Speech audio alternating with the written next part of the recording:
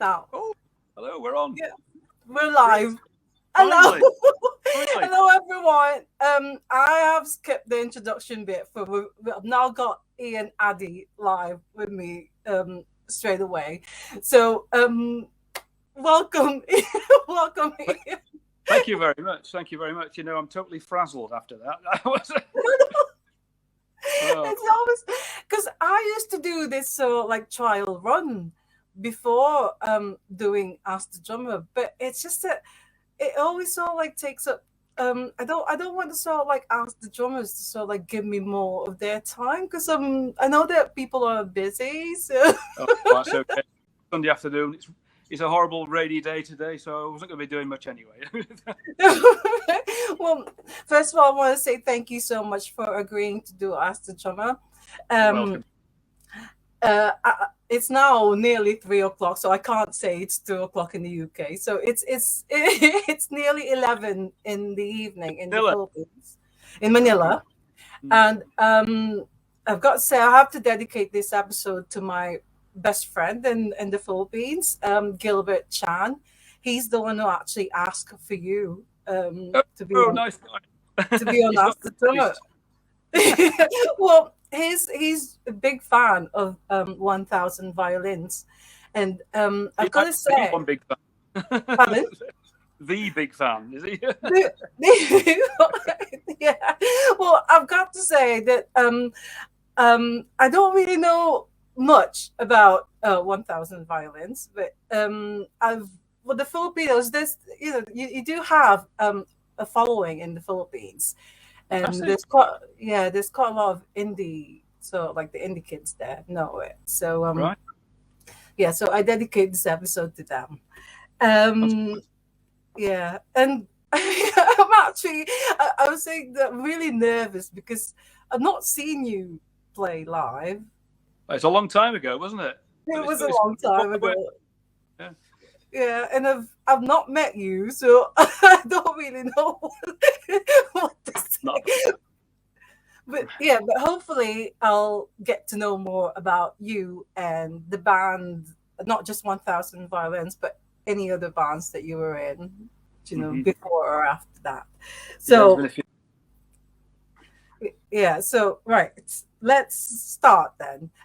Before we start, I just want to say hello to Vince Keenan. He's UP Popcorn at the Ready, so he's joined us live. And also want to say hello to Guy Keegan, who's the drummer of the Railway Children. So he's also joined us live. Remember that? Oh yeah, I love the Railway Children. Yeah, they're really, really amazing. Right, so hello, Ian Addey. Welcome to. God, my head is just all like gone after all that. But welcome to Ask the Drummer. Episode 27 is all about you, Ian Addey. So we're going to start right from the very beginning, of course. So as I always do. So you were born in Sheffield, is that right? Well, I wasn't actually born in Sheffield, but I was raised in Sheffield. I was born in Birmingham. We moved to Sheffield when I was only 2. So, but it all happened there, didn't it? My dad was a drummer. Fortunately, I suppose. I say fortunately. I suppose if he'd have been a guitarist, I'd have perhaps been a guitarist, wouldn't I? But he was a drummer. Into jazz and Motown. He loved music. My mom loved music, and I had 2 older brothers as well. So. Are they also drummers? Are they drummers? No, they weren't actually. No, they started off on violin actually, but that didn't come to anything. But I was smitten as soon as my dad used to bring the drums back to do maintenance work on it and practice occasionally and stuff like that. And of course, we were allowed to have a go, and I think that was really the beginning. That was the seed was set. But listening to lots of music, 2 older brothers listening to the Kinks, the Beatles, the Stones. The Doors, stuff like that, and it kind of, that's bound to have an influence. And we'd go and see my dad play jazz, and so there's a lot of live music as well as the records that were played at home. But so I think it was preordained, wasn't it? Really, and I wasn't. Well, it's good to know that your dad's drummer. Because last week I had Tony McGuigan, and I found out that his dad is also a drummer, and he still plays. Oh, really? Wow. Yeah, yeah. Is your dad still around? Or? No, I'm afraid he passed away about 7 years ago. Oh, sorry to hear that. Yeah, yeah. But anyway, going, he really tried to put me off. He was saying, well, if you've learned to play the drums, you're the first there, last away. You'll be out late at night drinking and all that kind of stuff. And I thought, well, I think you're selling it to me, really, aren't you? So he wasn't really going to put me off. He did try when I expressed a real interest. He gave me he didn't want to teach me, but he said, look, you got to learn these rudiments first. And he gave me the Buddy Rich Book of Drum Rudiments, and so I rattled my way through that. And then I think he realised that there was no change in my mind. I was, and then of course I met somebody at school who was playing guitar, and then I was up and running then, really. And then the drums were set up in the back bedroom. We used to rehearse in there, and before we knew it, a load of other people joined. We found a bass player from somewhere, another guitar and a singer, and we used to go out to youth clubs and events like that, which was all good fun. In fact, probably the most fun, really, because there was no pressure, just going. Well, I've never really been to Sheffield. I've been to Sheffield once for a gig. I saw Simple Minds there at the town hall. I think it was at the town hall. Yeah, but what was it like? So like growing up in Sheffield. I mean, most specifically, because I know I've heard so much and I've learned so much about, like, in Manchester they had the Hacienda and in the 80s and stuff, and in Liverpool they had like Eric's and all that. So what was it like in Sheffield when you were growing up, and did you go to a lot of gigs, and did you meet a lot of musicians? And well, I mean, as I suppose as a teenager, we used to go to the Sheffield City Hall a lot to see bands playing there, and I used to love that place. But you must have heard of the Lead Mill. That was pretty legendary in the 80s, wasn't it? Oh, the Lead Mill, right? Yeah. It's still going, isn't it?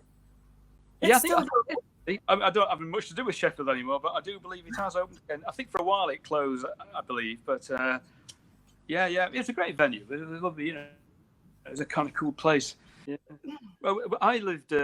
We lived nearer the centre of Sheffield, but we moved out to the country a bit further. So when I was very young, I didn't really get into town to see bands then. But it was when I moved into Sheffield when I was a bit older. I've got my own place, and then sure enough, we used to get out to venues and watch live music, which was great. But really, I was wanting to play rather than listen. But yeah. But with my dad, once he realised I wanted to play, then he sort of said, "Well, look, I was playing in this original band at school, but he kind of emphasised the fact that I needed to earn a bit of cash. So he used to take me out on his dance gigs, dance drumming, and I'd like to learn all this, foxtrots and quick steps and all that kind of bit of Latin and all this kind of stuff. And I got fairly competent doing that, and I'd get plenty of gigs. We'd have a diary by the phone then, and whoever got their booking first would use the drums because we had the one kit. But when I earned doing those gigs, I bought my kit. That's how it worked. And but I didn't really want to do that. It was just a way of earning a bit of cash, Well, what was your first band? Well, the very first band. Yeah. For school. Oh, you're gonna laugh now. They were called Hot Ice. Hot Ice. Yeah, I can't believe I'm telling you this. It's just a group of friends, and we were about 15 or something like that, and with personnel changes and name changes and so on and so on, and then I don't know how many years that lasted before I don't know, things changed. Then you start looking for other bands, don't you? As a drummer in particular, you look for other people, and so that was. I was forever going for auditions and that kind of stuff, and the same when the Violins came along. That was I'd been with this band called The Cast, not The Cast, nothing to do with the Lars, not John Powers' Cast. Not John Power, no, unfortunately not. No, well before they were on the scene, and we were pretty good actually. Excuse me, I need a drink after all that. Yeah, go ahead. There's only water.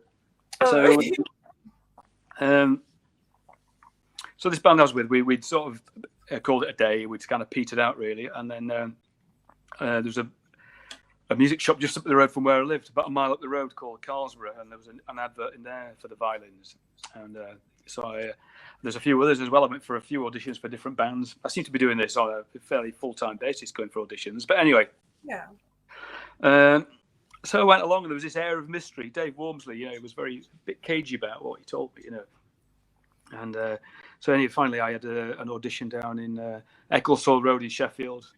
And that was that. Really, that was pretty straightforward. I think they'd seen a couple of other guys, but I was the chosen one. So that was in 1986 when you joined. 87. 87. Yeah. Because you weren't their original drummer. Because I've been sort of like looking it up on Wikipedia and stuff. So they had an original drummer before you joined them. Yeah, Pete Addey. And I think there was one guy before him, and before that, I think there was a drum machine, actually. I think Colin liked the drum machine to write with.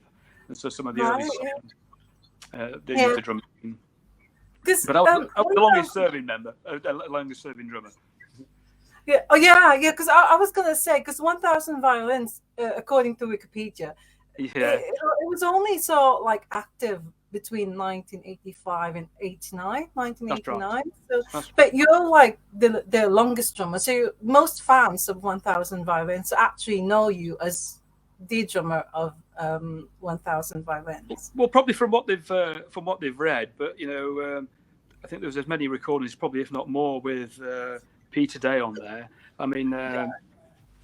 And all that stuff, because there was like two phases to the band, wasn't there? There was the kind of guitar, the indie guitar sounding stuff, the earlier bit, and then it got a bit more sort of like psychedelic, shall we say?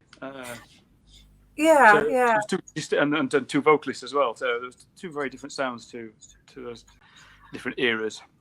Yeah, well, I mentioned earlier that it was Gilbert in Manila who asked for you to be on Ask the Drummer. And he said that he really loves the 60s psychedelic vibe, 1,000 Violins.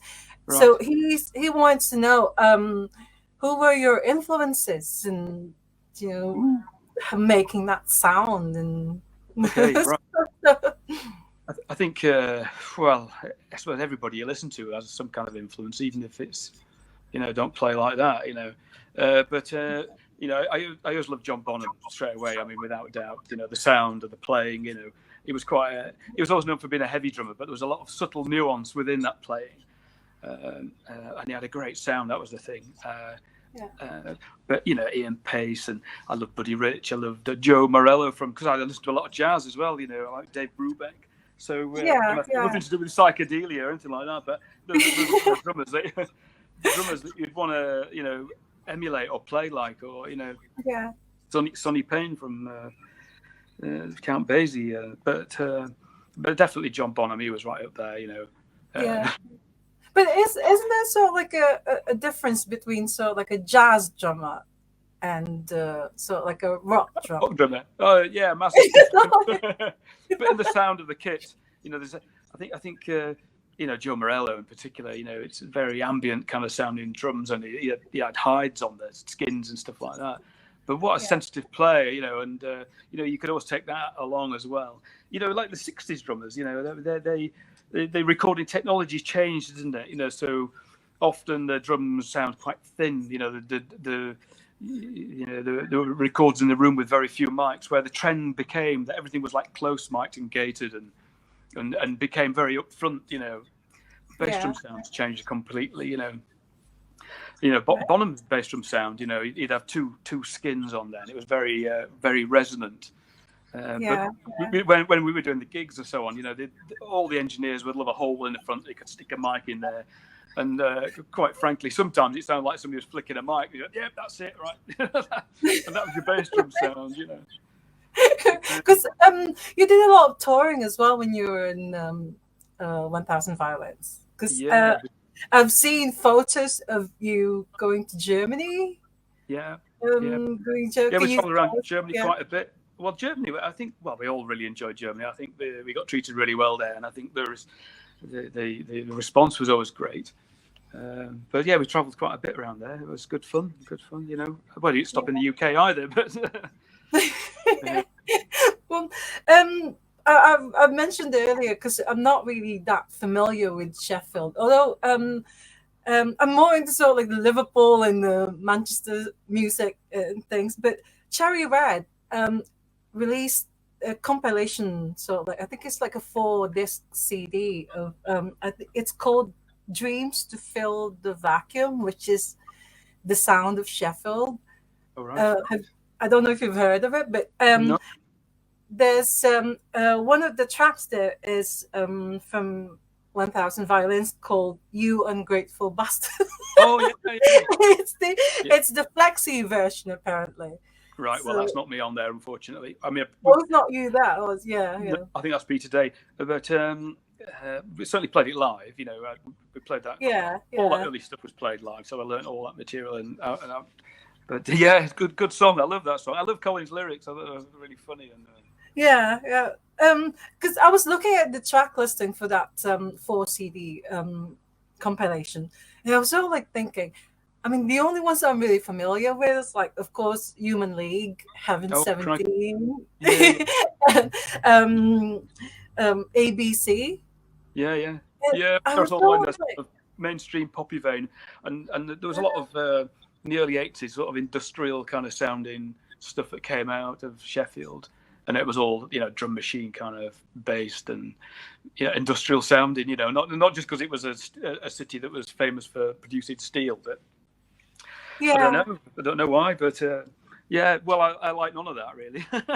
No, I was sort of like thinking there's quite a lot of things, music from Sheffield that I really need to sort of like find out and see. I mean, I'm thinking of getting this box set just to sort of like listen to all of it, because it sounds like a really good compilation CD as well. And well, I've not heard of it, to be honest, but and until you mentioned it, then I'll have to have a little look. I mean, there were lots of other bands around that perhaps, you know, we've not heard of, but that weren't doing industrial kind of, you know, stuff. Perhaps they were playing, you know, guitar-based bands. I seem to remember lots being around. Well, where did the name come from? 1000 I mean, Violins. I know you're not the original sort of drummer, but where did the name 1000 Violins come Well, I do believe that it's the lyric on an Orange Juice song, isn't it? What's it called? It's an Orange Juice song anyway. All right. Yeah, it's the lyric at the beginning of the song. I'm trying to think of the song, and it's evaded me at the moment. I should know. Well, you're an Orange Juice fan, are you? Yeah. Well, I do like Edwin Collins, but I think it's more so like just the popular ones, like Rip It Up and stuff. Oh yeah. Yeah. So it was an Orange Juice song where the name. Well, that was the inspiration. I think Colin thought it was a good name, and he picked that. You'd have to ask him, really, wouldn't you? But I think that was the inspiration for that. They should put that on Wikipedia, because it's like that's how I gain my, you know, like information from, because it's looking you up, and there's no mention of sort of like where the name 1000 Violins came from, so that's why I was sort of like asking away. Well, I don't think you can always trust Wikipedia, can you? Because you don't know who actually put that there. Like you're rewriting history in a way, because everybody believes that, and then that becomes fact. You know? Well, last night I was so like you know, when I sent you a message and you said early riser, I'm actually a late sleeper, because I was about I was about to go to sleep with us, because I was looking up, and they're on YouTube. There are like 2 John Peel sessions in there. Did you did the second one, didn't you? It wasn't it wasn't me on that one either. I'm sorry about this. You're talking to the wrong guy again. No, I did. I think the Peel sessions were done on my photographs on the YouTube. My photographs on the. Yeah. No, it wasn't me. I'd love to say it was. I'd love to tell lies. That's just like the famous. That's the famous like. Oh, I'm there. You can see me there. Yeah. No, that's the back of. That's All Aboard the Love Wheel. Yeah. It was me on there. I did all those. Yeah. So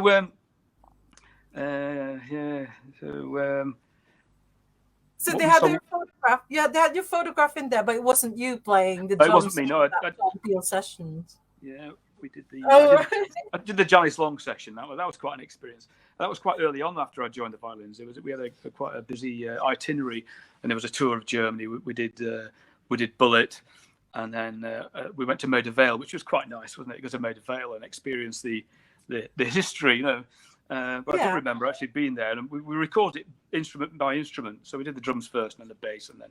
But I remember actually not being very well, so I think I spent most of that session on a settee, lying down, being ill. Well, before we carry on, I just want to say hello to Monty Mendigoria. Monty does another podcast called "It's All About New Wave." I mean, Monty would probably want to sort of like ask one of the singers from 1000 Violins to get on his show, but he's just saying, he's in the Philippines. I think he's in Manila. So right. He just says hi Anna, hi Ian. So hello Monty, thanks for joining us. Right, so it says again in Wikipedia that your debut album is called "Hey Man, It's Beautiful." Now I believe you're the drummer. It's all me on there. Yeah. Although there's one track. There's one track that I think perhaps shouldn't have been, maybe, because we re-recorded "Locked Out of the Lovin'," and I was listening back and I think, why? Because I think the song was destroyed. I think the original version of that was so good, and we didn't need to do it again. I presume. Pacific wanted it all to sound, the same on the album. We should have just left it off, perhaps, and just left it alone. It was good in its own right. That was a bit of a mistake, I think. But although there we go. We're always wiser after the fact, aren't we? Yeah, it's such a beautiful. So like the title itself, "Hey Man, It's Beautiful." That's just awesome. And I'm so like, who came up with that? Well, again, I think that was Colin. There's a song called "Hey Man, That's Beautiful." So, it was a toss up between "Thanks for Nothing" or "Hey Man, That's Beautiful," and we all thought perhaps "Thanks for Nothing" was a bit too negative. So, again, retrospectively, I think, well, do you know what? That might have been better. I don't know. So, I don't know. I'm sure you've probably known by now. I'm not the biggest 1000 Violins fan. I mean, the only records I've got are these. I've got a 7 in the 12. Okay, cool. I just really love that sleeve. The sleeve, on that. I forget the photographer's name, but she charges a fortune. Record company, Yeah. So the album, it says it's not really recording it there, but the mixing of the album was done in a place called Jacob's Studio. Yeah, that's right. Yeah, Farnham. And that's right. That studio is where the Smiths recorded I know. The Queen is Dead album. Well, so can you tell us? Yeah, can you tell us your experiences in that studio? Well, it was a big old place, big old Georgian mansion, with a pool outside and a tennis court. Me and Dave Wormsley played a lot of tennis. That's probably why the album's, the production. We should have been in there listening, shouldn't we? But anyway, we recorded it in Wales. We did, I think it was something like 4 weeks. We did a week bass and drums, had a week off, and then went back for another week and did everything else. And then we went to Jacobs, a few months later to do the mix. And it's a residential studio. We were well looked after there, and what a lovely place, big rambling place, and we were in the analog studio, because there's a digital studio and an analog studio. We were up there, and it was just great. It really was fantastic. Yeah, I've seen some photos on the Facebook pages. And right. You did look like you're having a great time there. There's got a lot of photos of you. So. Oh. Well, I don't know if you know this, but I've also found out that's now. I mean, the recording studio's gone, and it's now so like a £3.85 million mansion. Right. Well, I can believe it. Sounds cheap. And for what you got, I thought it was cheap there. Well, the studio itself, apparently that's now a gym, so there's no more trace of it. So which I think it's a bit sad, because all that history. Yeah, there's musical history there, isn't there? Yeah. Well, I think Loco as well, where we recorded it in Wales. I think Julian Cook recorded there as well, and the Primitives, I think, and obviously loads of other people. But that studio's gone as well. That's now a residential place. You know, it's somebody's house. Right. Yeah, so that's gone as well. I think perhaps these big studios aren't required anymore. You know, they got too expensive, didn't they? You know, you can use smaller equipment and do it in somebody's lounge. Well, Rockfield studio in Monmouthshire, that's still going, isn't it? And that's still going. Did you see that documentary about Rockfield studio? I did. I thought it was fantastic, actually. Those two farmers. It's brilliant. Yeah, I'd love to have gone there. Yeah. But we had to settle Loco. Oh, well. It was so good. Perhaps if we'd have done the second one, we could have gone to Rockfield, but the second album never came, did it? Unfortunately. Yeah, and then so did you carry on playing drums after 1000 Violins, or did you stop? Well, it's funny because I did intend to stop really, and I wanted a complete change and do something different really. But wherever I went, I ended up finding somebody who played guitar or bass or something. And I continued in different places with different people. One we tried. We were writing for a bit until that was in London. I lived in London for a bit, but I returned back to Wales and then different bands here have popped up and I played just for fun really. There was another band more recently, still quite a long time ago now, with a bit more ambition, to do something, and we did some recording and stuff. They were called Orange Fall, a local band around here, and we did some good gigs with them as well, But all right, well, where do you live now? Are you still in Sheffield, or where do you live now? Oh, I live in South Wales. I've been down here for 32 years. It'll be 32 years this year that I moved down. It was not long after the Violins packed in that I came down here. Yeah. Oh, right. So you didn't stay in Sheffield then. So well, I've got a few questions from Vince Keenan. And of course, Vince Keenan is he's the second singer of 1000 Violins, right? Yes. Yeah. So I've got a few questions from him.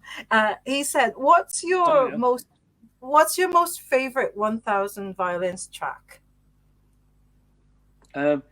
I was depending on you to be my Jesus. I'm not on that, but I think it's great. I love that one. It's real hard-hitting, kind of fast 3-minute song, which is what it's all about, isn't it?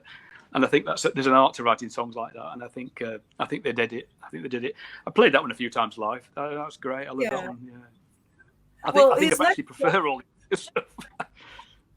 Well, his next question is, which one do you enjoy playing live the most? Was it that one as well that you enjoyed playing live the most? I did enjoy playing that one, but I'd have to say I was depending on you to be my Jesus. No, that's the one I've just said. No, not that one. Almost dead on 9 and 40 years to go. I wish it was 40 years to go now. It's probably 25, isn't it? But anyway, Almost Dead on 9 and 40 years to go. I used to enjoy playing that one. Or Sandblast, that was always good, the drum introduction on that is always quite good. I was thinking about this earlier on because I was having to recall lots of things that happened because, I've got to be honest, it's not something that's in front of my mind much these days, but... and I remember, I think it was a Camden, we were playing there, and I go out first of all. You get started if you like, because this is drum introduction, and they weren't coming out. I can't keep this up much longer because I feel a bit sick. It wasn't meant to be a drum solo or anything, but come on, get out here. Oh God! Well, so they just sort of let you do all the drummings before they actually came on stage and stuff. Yeah. Oh God! Well, I would have sort of loved to have seen that one too. So I always love looking at the drummers when they go on stage because that must have been really, really amazing. But anyways, I just want to say hello to Gilbert. So he's just sort of said it's I think nearly midnight in Manila now. So thanks for staying up to listen to me.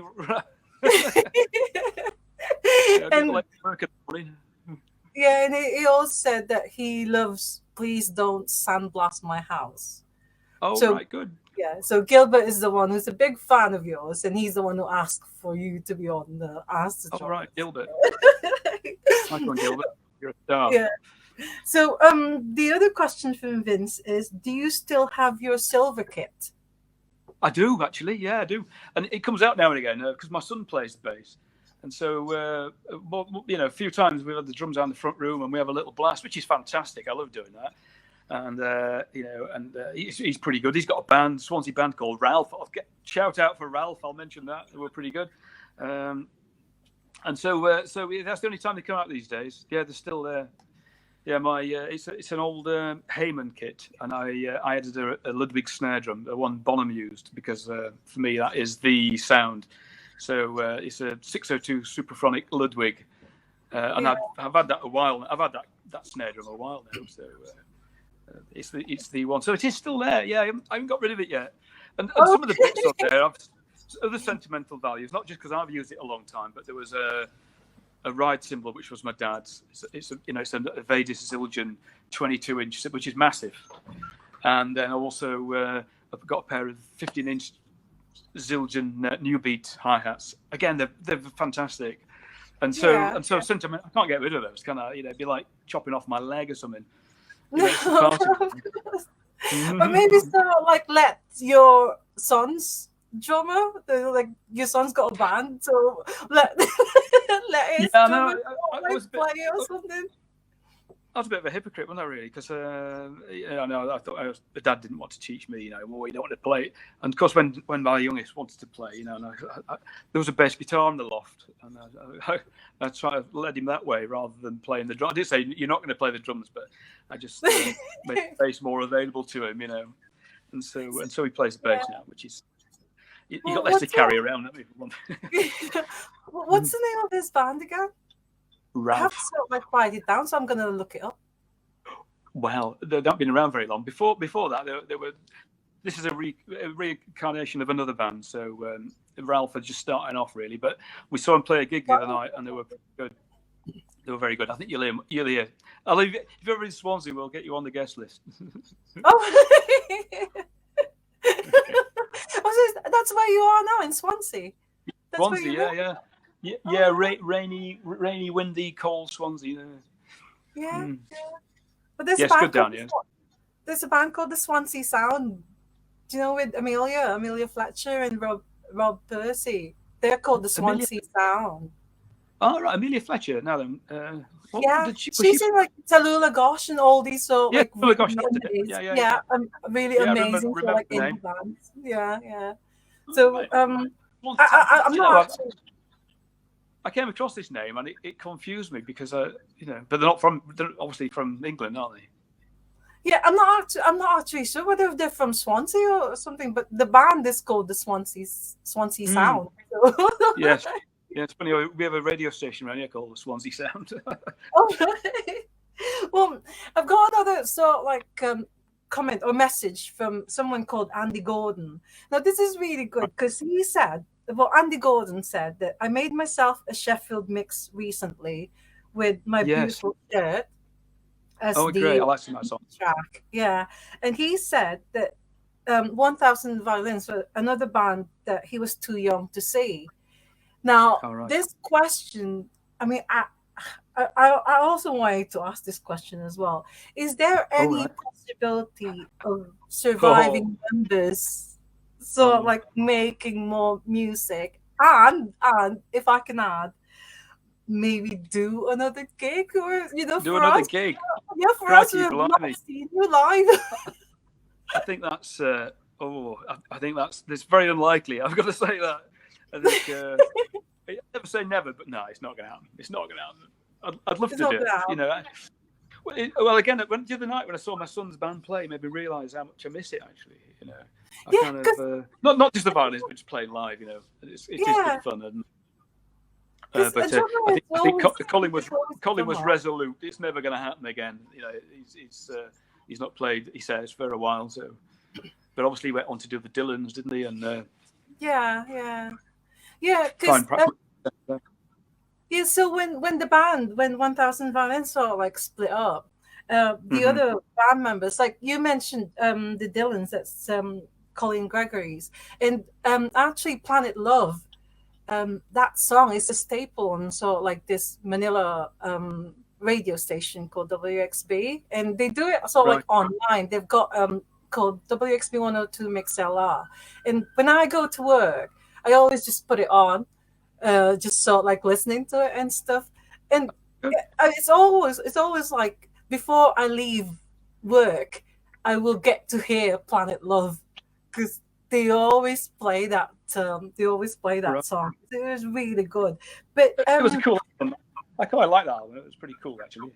Yeah. So the other band members sort of like formed or went in to join another band after 1000 Violins. So did you sort of like form your own band or joined another band after? Or?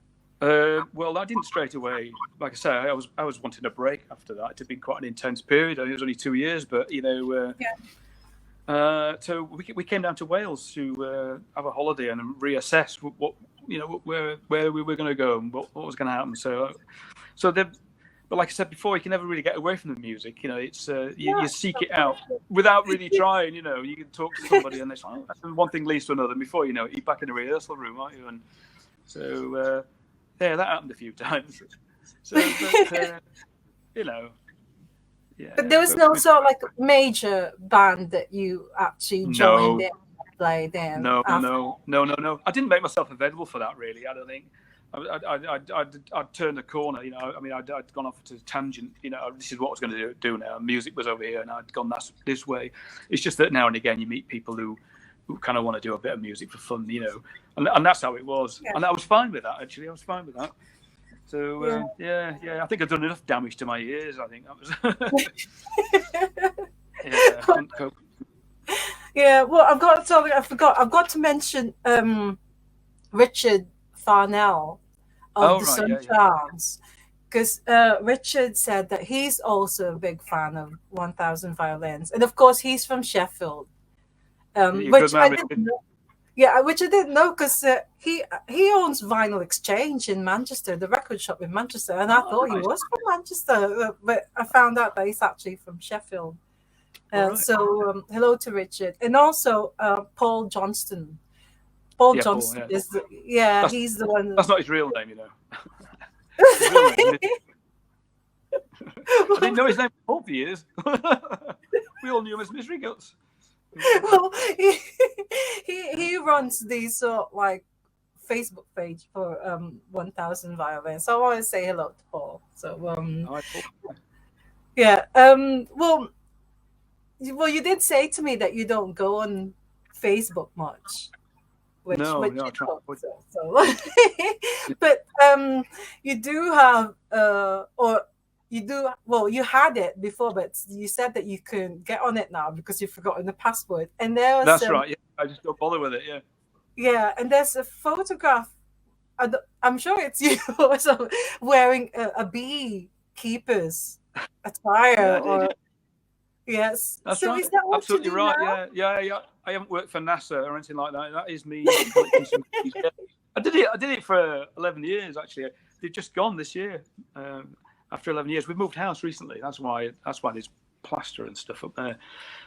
Anyway, yeah. So we moved to a more rural location, and I imagined that the bees were going to really love it here, and they weren't doing very well. So they've gone now. I've sold them. So that's out of the way. That's gone.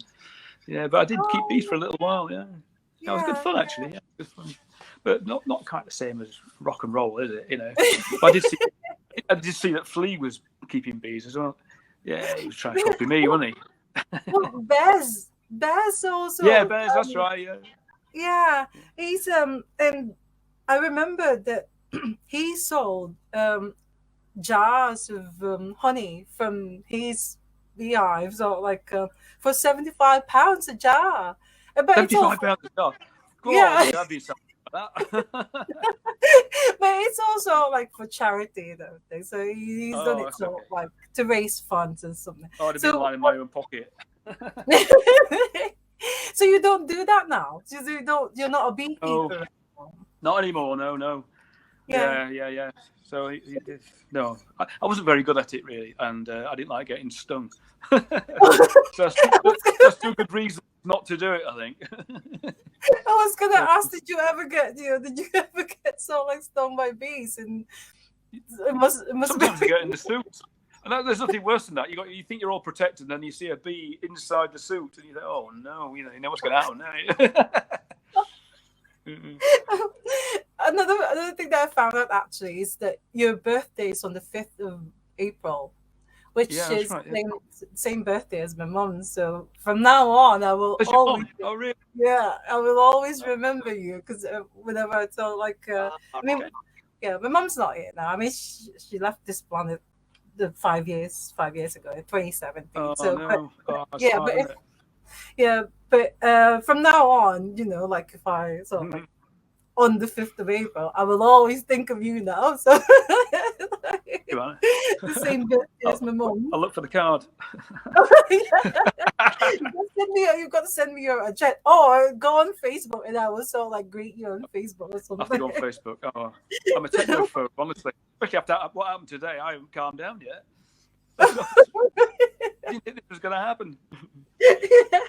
But are you retired now? Like fully retired as a drummer? Well, I should be, shouldn't I? I'm almost retirement age. Well, this year I should retire, but I think I'll be working on a bit, unfortunately. Because we got this new house and it needs things doing to it. So yeah. Well, I'm paying for the time I took out when I was playing with violins.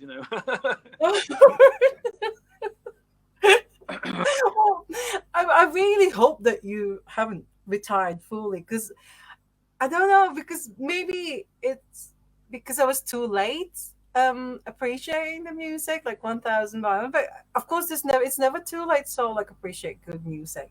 But of course not. Because I love going to gigs, and I love seeing the band actually play live and stuff. So I'm really hoping that someday you'll reconsider. Maybe not with 1000 Violins, or if I find out that you're playing live somewhere, then maybe I could go and see you. Cool, isn't it? Well, yeah, perhaps I'll sit in with Ralph for a number or something. That'd be quite an experience, wouldn't it? Because it's like once a drummer, always a drummer, isn't it? You've got to, well, that's right. Yeah, it's in my DNA. I think like I say, preordained, wasn't it? I was going to be a drummer, and I irritate people by practicing rudiments on any flat surface. Stop tapping. Sorry, can't help it. Because I was gonna ask you earlier on, because I always do this in the beginning, but you've already said that your dad seemed to help you out, with all these jazz things. So, but you didn't really have proper drum lessons apart from him teaching you a bit, or did you go? I did actually. Yeah. You did? Yeah. He was kind of unwilling, I think, because he was a less of a technical drummer. He had a great feel for playing drums, and it was all fairly intuitive. And he thought I should get a proper education, if you like, in playing drums. So that's why the drum room came in, first of all. And then I did have lessons as well, but and he bought this. It was like a text and tape kind of thing where you could, you read about there were rudiments, music and writing. What else was the Latin rhythms and stuff like that? And so I duly, learned all this stuff, so I could go on gigs with him, and then do this stuff on my own. And I wasn't particularly good at all the Latin or the dance stuff, but as long as you play the basic rhythm and know a few variations and stop and start when the dancers stop and start, then you'll get work.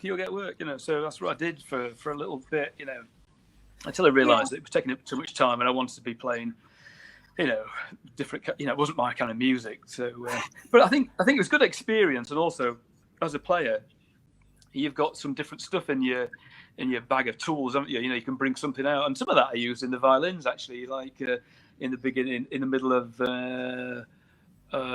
Orange Sunshine Ride. There's a sort of pseudo bossa nova on that bit, and some other bits you can hear it. Some Latin-y sounding stuff on what's it called? I should have done a bit of revision before I did this, shouldn't I? Start Digging My Grave, Sugar. And then there's a kind of Latin sounding or influence kind of rhythm in that. So it all comes in handy, If I'd not known that, what would I have? I mean, all these song titles are actually really fun, aren't they? I mean, it's all like they are really fun. Yeah, I think that was pretty cool actually. It catches people's eye then, doesn't it?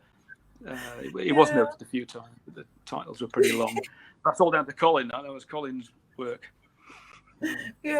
Well, would you say that it's always better to like for anyone who wants to be a drummer, it's always better to go and have proper drumming lessons, or because I always think it's got to be in you, isn't it? You've got to have it.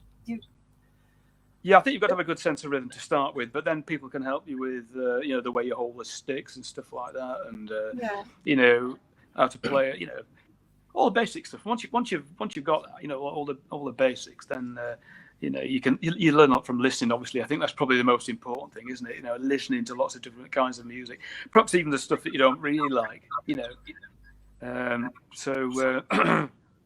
Doing all that dance stuff, wasn't really my bag, but it kind of helped. It kind of helped, and it gives you a confidence, I think. Yeah. Because, but you look around. You can actually read, so like sheet music or something like that. Oh, the dots. Well, it's funny actually. Yeah, I mean, I did learn to read music, but there's only one occasion where I was asked to read the dots, and luckily there was another drummer there, because it was a gig where a few bands were playing, and there was a comedian who sang, and he handed the sheet music round, and it was handed to me, and I chickened out, and I could have done it really, because it was quite a simple chart, and basically stop and start here, and but just to play live in front of some an audience and not have known the song before I did it, I just no way. And I was about 18 or something. I thought, no, I'm not doing that. But, yeah, so that was the one and only time, and I chickened out. Oh no! Well, Vince said that he remembers. I remember Ian's dad came to our Sheffield Take Two gig, and he said that sorry to hear news. Yeah, I remember that. Yeah. Yeah, he said that his dad also. I'm afraid. Yeah. Oh yes. It was Take Two. That was one of the late ones, wasn't it? Yeah, my mum and dad, and they're all sat. And it made me laugh. They sat down. Come on, entertain us. What have you got? And it was. I remember people going out. It was really loud. I thought, my poor parents. But was he always so like encouraging? Like he's seen you play drums live. So, my dad. Yeah. Was he so like, oh, you've got to do this way, and you've got to do this? Well, that's funny actually. Most of the time, he was encouraging. He was my worst critic, So I mean, which is what you want. So if you did anything he didn't like, he'd let you know. And I remember on one of the demos, and I forget which one it was, but anyway, we decided to put some bongos on it, and I played it to my dad, and he really told me off. Like, what are you doing? Oh, sorry, Dad. And I thought it sounded cool, Yeah. Well, the end of the bongos. But you mentioned like I said, John Bonham. Was he like your drumming heroes, or do you have any sort like maybe how should I say, like your contemporaries or something? I mean, because they're contemporary players. Yeah. No. I think that would always go to my go-to drummer, I suppose. I mean, going back to when we lived in Sheffield, when I was a kid growing up, as I said about all the bands my brothers were listening to, the Kinks, the Stones, all that kind of stuff. And then it was my brother's birthday. My parents brought my brother Led Zeppelin 2, and that was a bit of a game changer. That because we all recognised, even as a small kid, it's so different from everything else we'd heard. And, that was another point where I thought, you know what, I want to be that guy. I want to be, and because I cut my teeth perhaps on that kind of sound and that kind of playing, and he's the one and only. I mean, I cringe sometimes when you hear players, and for me, I think I can't play. And that's just. I think there's a quote, isn't it, on your website? You're only the band is only as good as a drummer. That's so. Yeah, funny. That's right. Yeah, and that's from Bobby Gillespie. From who? Bobby Gillespie, the Jesus and Mary Chain drummer. But right, yes. Final Scream. But I found out that quote originally came from the Clash's Joe Strummer. Right. Yeah. He was referring. I've heard it before because it's so true. I think anything you think back, do you?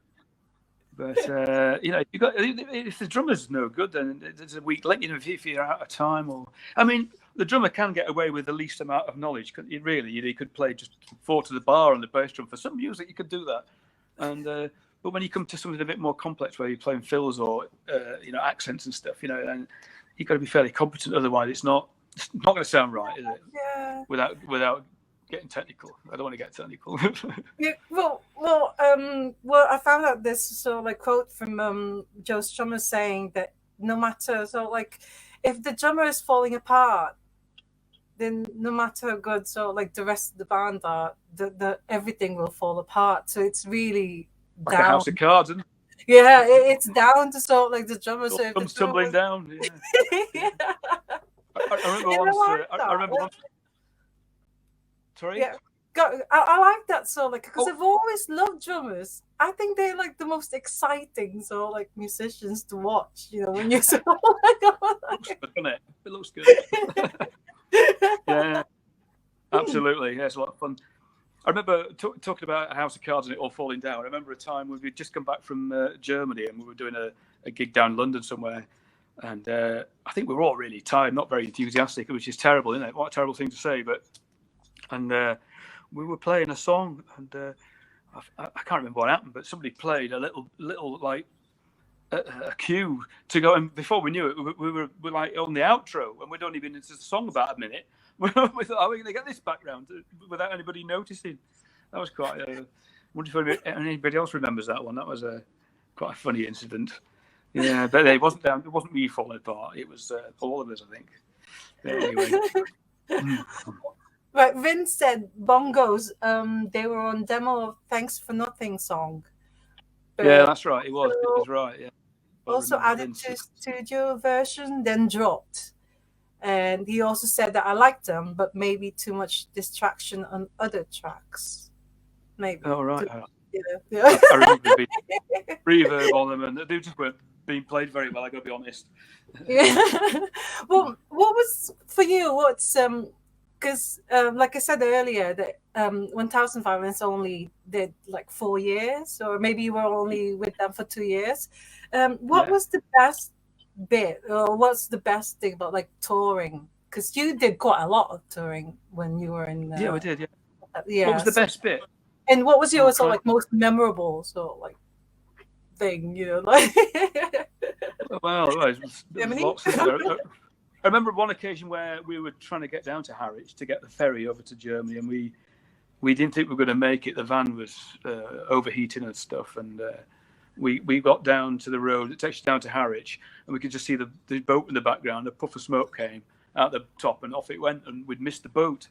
But we managed to get the next boat to Denmark, and we were gonna drive down, and then we're on the German border, and then the alternator fell off the van, snapped off, and fortunately this guy in the garage there managed to repair it, and then we get to the actual border, and I don't know if you've heard of a carnet. A carnet is like a sheet with there's a list of the personnel and all the equipment in the van, so you can't smuggle stuff over the border.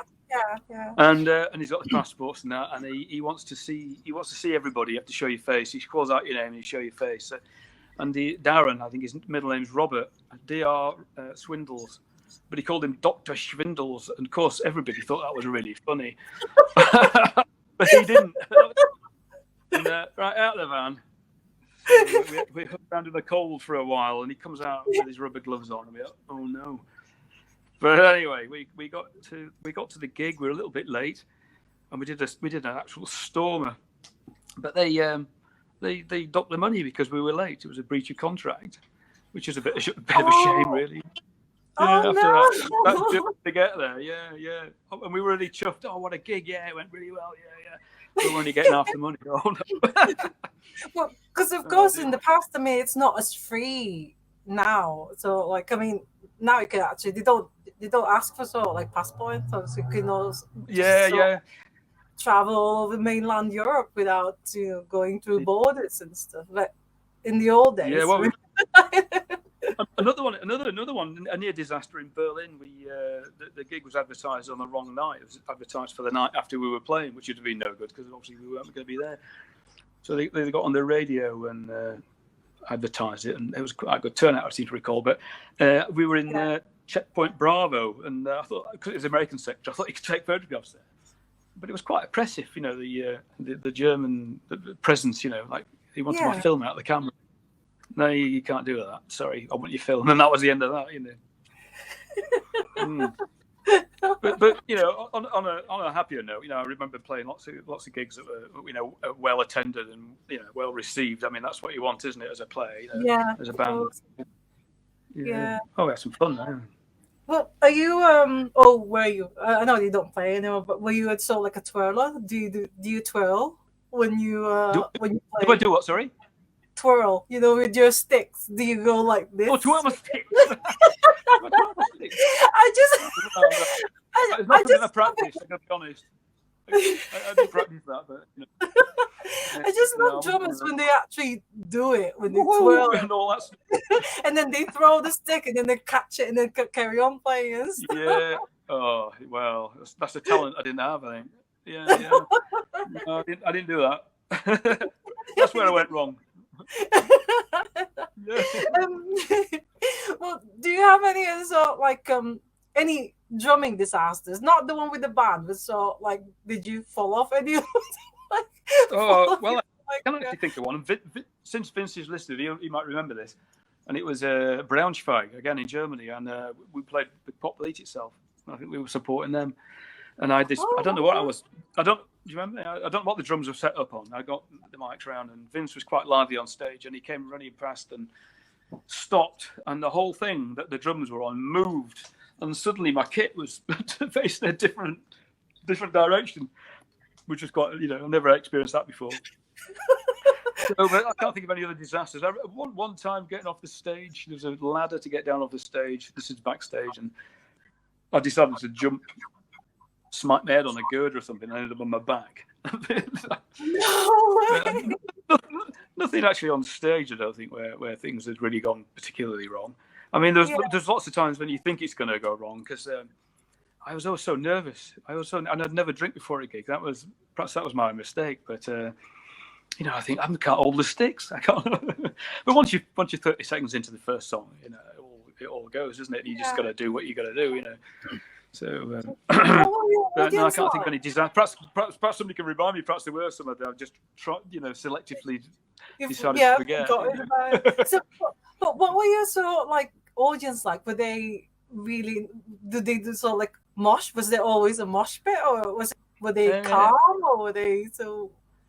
Well, I can't remember, to be honest. I mean, sometimes they look quite receptive, but I don't think we ever had a mosh pit. Perhaps on Ungrateful Bastard, perhaps, because that was quite a fast one. But I can't remember, to be honest. But I think we were more of a thoughtful band where you stood and listened to the words. Perhaps, I don't know. Oh yeah. Well, before I let you go, can I just sort of ask you, what other advice would you give to aspiring drummers out there? Do you give advice to your son's band's drummer, or do you tell him, Well, I could give advice, but he probably wouldn't listen. What would be sort of advice to any aspiring drummers out there? Nice. Well, listen to loads of different kinds of music and practice and practice and practice. Play along with lots of different kinds of music. Play your. I was always taught, the rudiments. They're so important. You can play all these fills without. You can sound flash, and they're very simple, but use those rudiments. Not tie your arms in knots.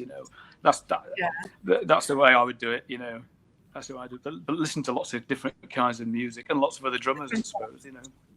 Yeah. Well, I've got another sort of late question here from Trevor Palmer. Hello, Trevor. Thanks for joining us again. So he said, was you Ungrateful Bastard about anyone in particular?